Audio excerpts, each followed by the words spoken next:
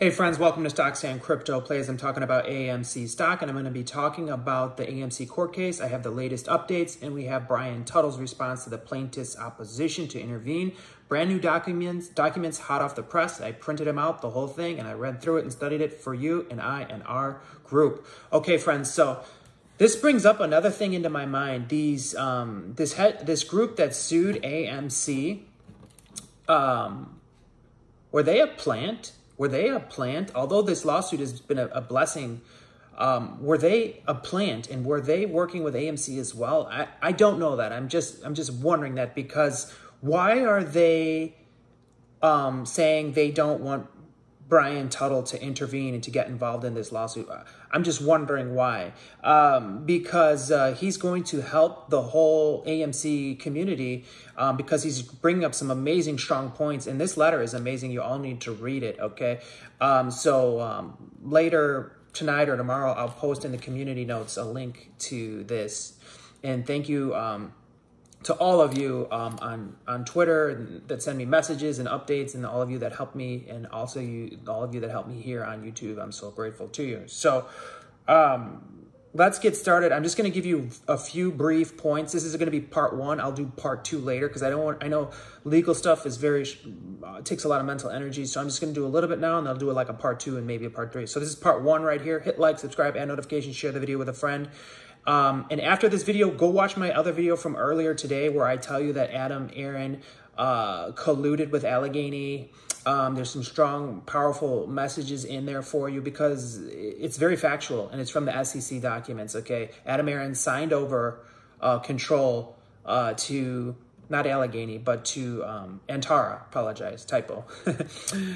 So let's get started with this, friends. So what is he saying? What is Tuttle's response to the plaintiff's opposition to intervene? Well, I highlighted some points here to share with you. He brings up that, amongst other things, Allegheny, representing AMC common stockholders as a class, challenged a course of complex, disloyal corporate engineering, which included a violation of the DGCL for the very obvious purpose of eviscerating AMC's common specific power and rights, which is true.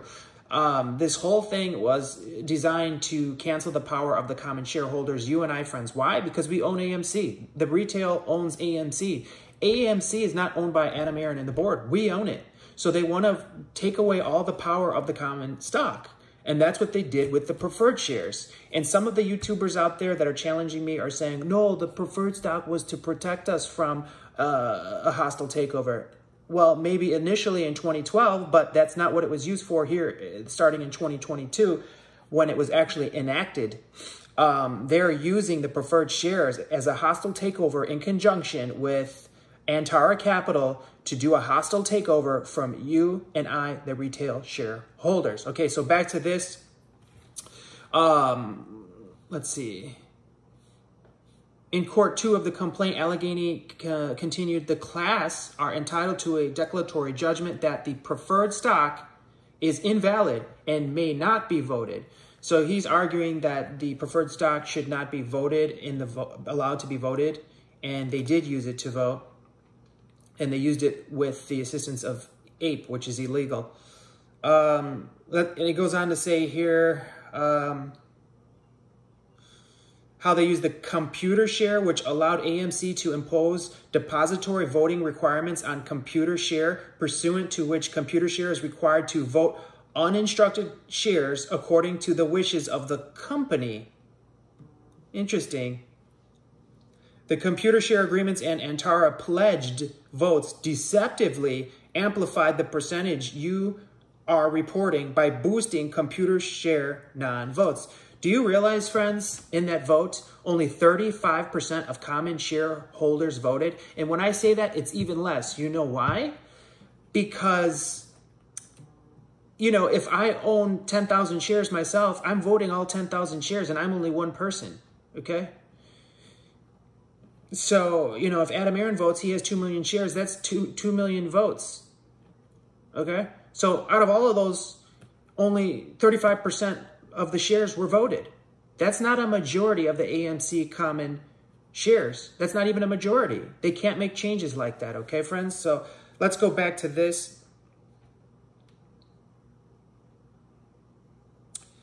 Okay, now a settlement has been proposed. Allegheny is arguing declaratory judgment on whether or not AMC engaged in complex, disloyal corporate engineering.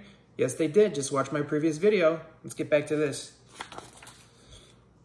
As incorporated by reference in Tuttle's motion to intervene, Mr. Tuttle stated a petition to opt out of the proposed settlement as of the filing of this response. Now, this is a very important part right here, friends. I want to get in on this petition. I want all of us to get in on it because I want to opt out, and I suggest you all opt out of this settlement because I don't want it. I don't want 1 share for every 7.5 shares that I own, okay? That's chump change, okay?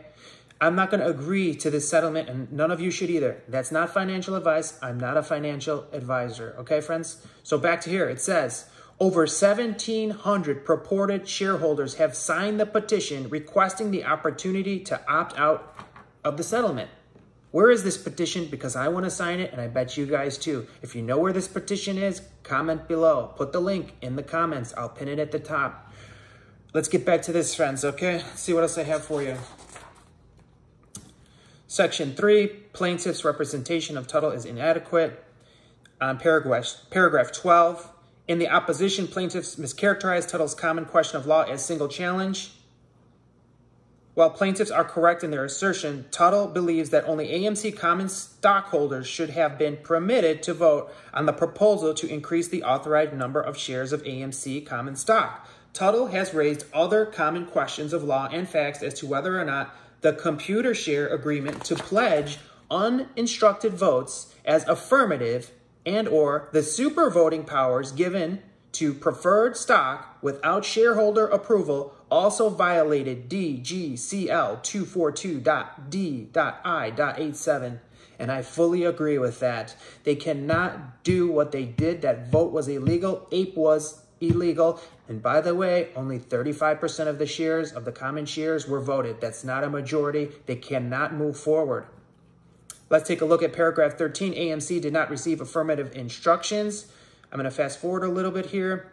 The number of authorized shares of any class may be increased by the affirmative vote of the holders of, here we go, the majority of the stock of the corporation entitled to vote, DGCL 242.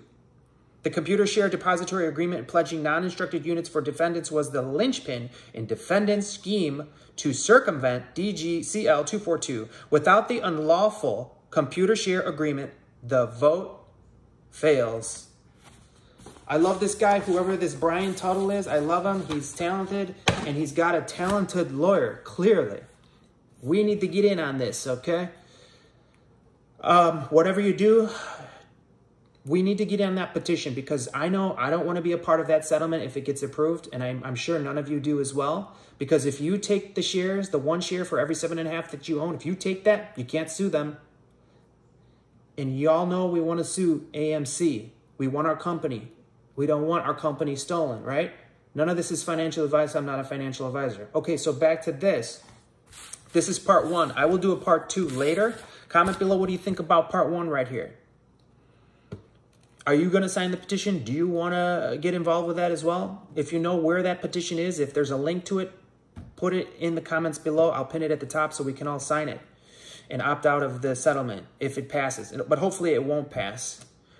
And by the way, friends, why was Adam Aron so desperately eager to create a settlement? He's willing to give up $100 million worth of AMC stock. And they're not paying in cash, by the way.